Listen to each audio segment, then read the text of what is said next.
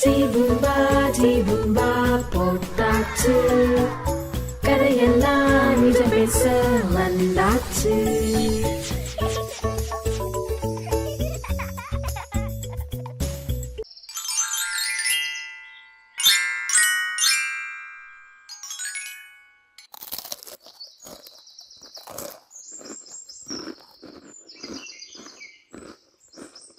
நல்ல சிலிப்பான தோட்டம், சுவையான கேரட்.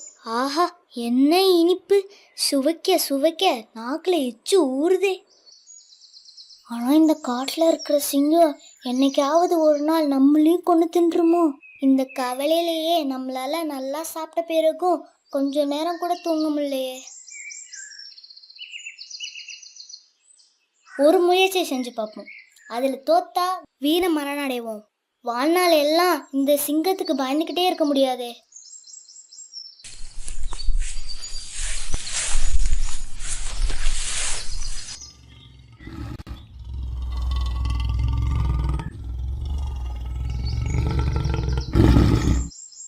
முயலே, உனக்கு எவ்வளவு தைரியம்!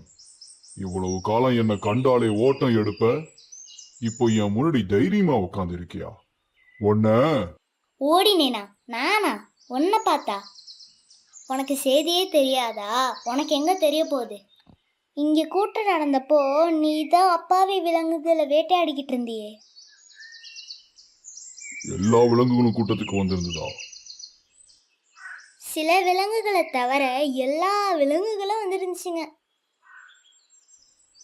கூட்டத்துல என்ன தீர்மானம் எடுக்கப்பட்டுச்சு? நீ இந்த காட்டோட அரசனா இனிமேலும் இருக்கக்கூடாதுன்னு எல்லா விலங்குகளும் ஒரு மனதா தீர்மானம் நிறைவேற்றினாங்க. நான் அரசனா இருக்க கூடாதா? அப்படின்னா வேற யாரு அரசனா இருப்பது? இந்த காட்டிலே பயங்கரமான மூர்க்கமான என்னத்தான் எல்லா விலங்குகளும் புதிய அரசனா தேர்ந்தெடுத்திருக்காங்க.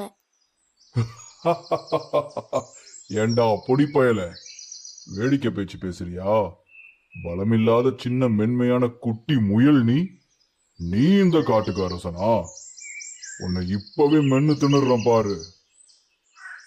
அட, அவசரப்படாத சிங்கமே. வேணும்னா உன் முதுகுல என்னை ஏத்திட்டு போ. இந்த காட்டு விலங்குகள் என்னை பார்த்து எப்படி பயப்படுதுன்னு காட்டுறேன்.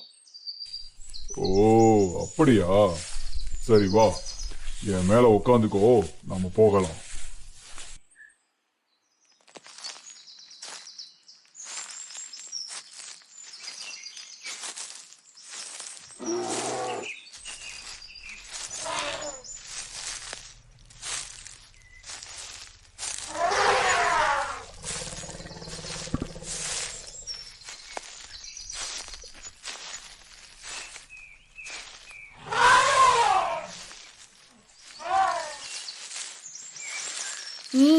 நட நட.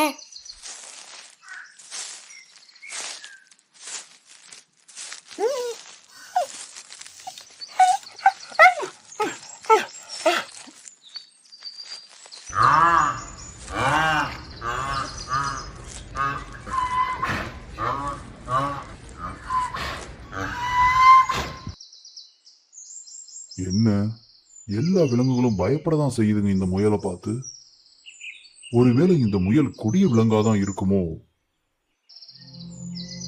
இந்த முயல் எப்படி இந்த சிங்கத்து மேல உட்காந்து வருது? சிங்கமே பயந்து வர மாதிரி இருக்கே. என்ன பாத்தியா, எல்லா விலங்குகளும் என்னை பார்த்து பயந்தத? என்ன மன்னிச்சிடுங்க முயலாரே.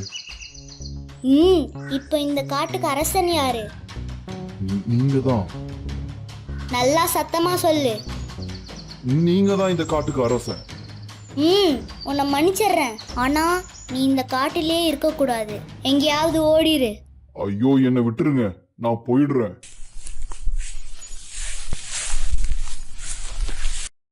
என்ன குழந்தைங்களா, இந்த கதையில எப்படி ஒரு முயல் சாமர்த்தியமா செயல்பட்டு தன்னோட உயிரை காப்பாத்திக்கிச்சு?